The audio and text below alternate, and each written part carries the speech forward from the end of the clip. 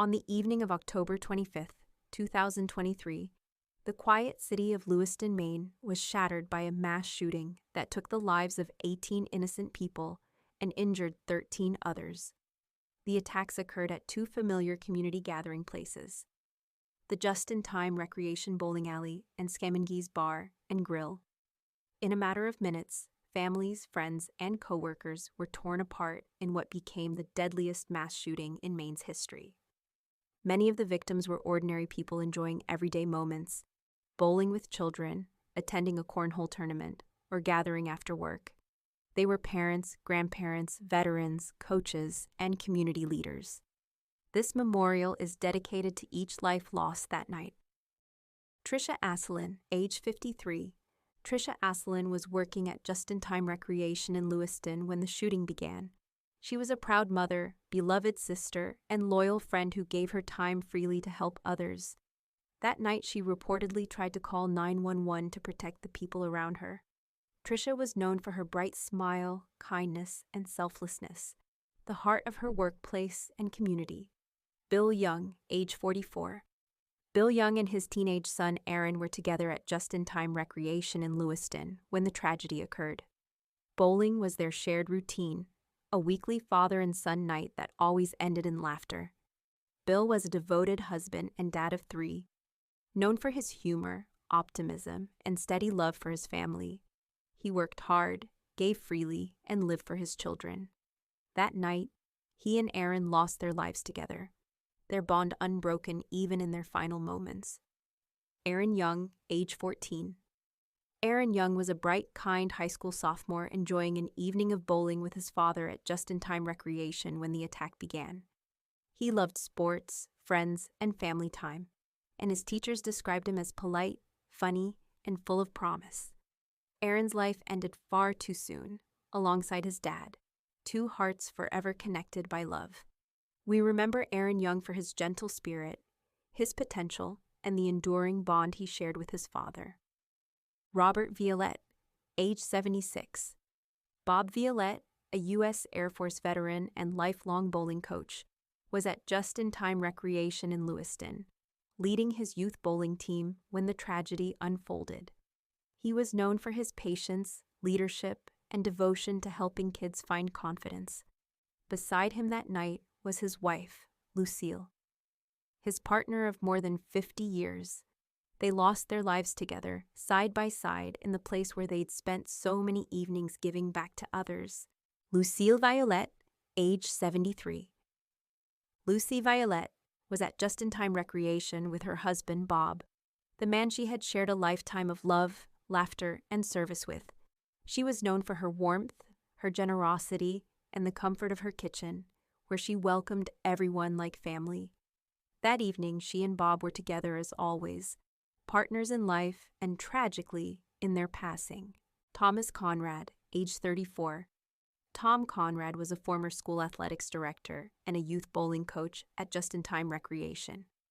When gunfire erupted, witnesses said Tom moved to protect the kids in his care.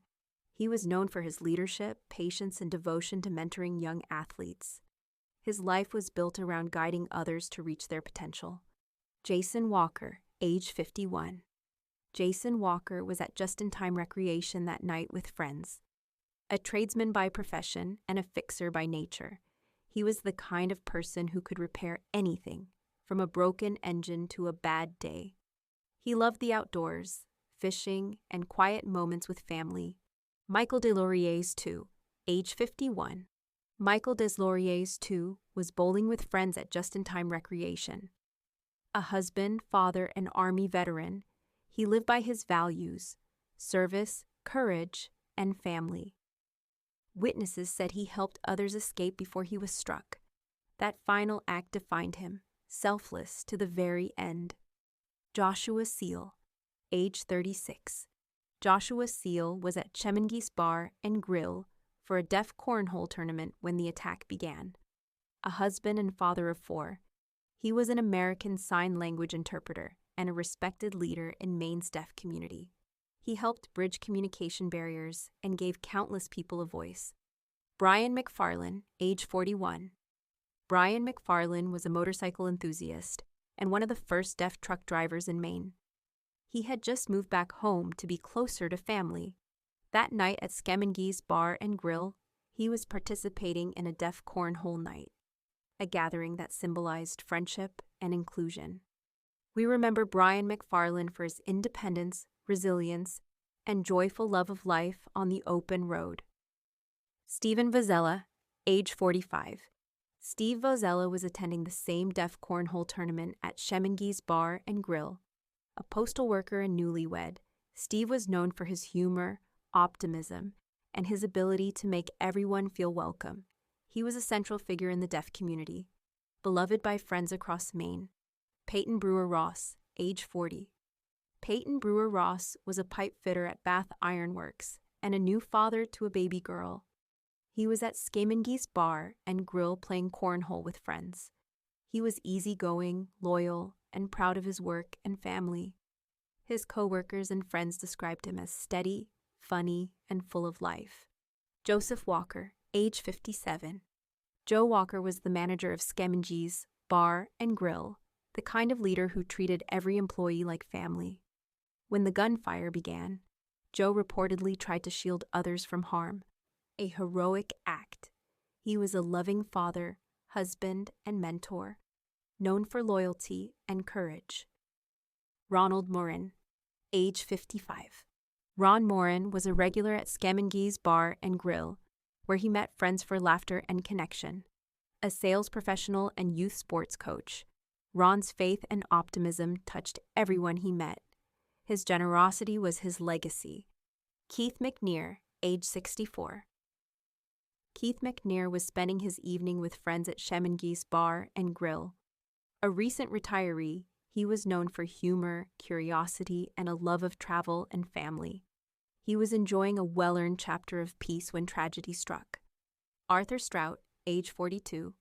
Arthur Strout was at Scamangee's Bar and Grill with his father that night. A construction worker and father of 5, he was proud of his kids and often said they were his life's greatest accomplishment. He was known for his humor and love of family gatherings. We remember Artie Strout for his laughter, his love of life, and his devotion to his children. Patrick Finn, age 57. Patrick Finn was enjoying a night out at Scamangee's Bar and Grill with friends. A devoted husband and father, he worked in the industrial trades and loved fishing and camping. His quick wit and good nature made him instantly likable. Max Hathaway, age 35. Max Hathaway was at Scamangee's Bar and Grill when he was killed. A father of 2 young girls and expecting a 3rd child, he had just completed training as an automotive technician. He was proud of his family and his work, quiet, dependable, and deeply loved. Each of these 18 souls represents a light that once brightened the city of Lewiston and touched those around them in unique, lasting ways.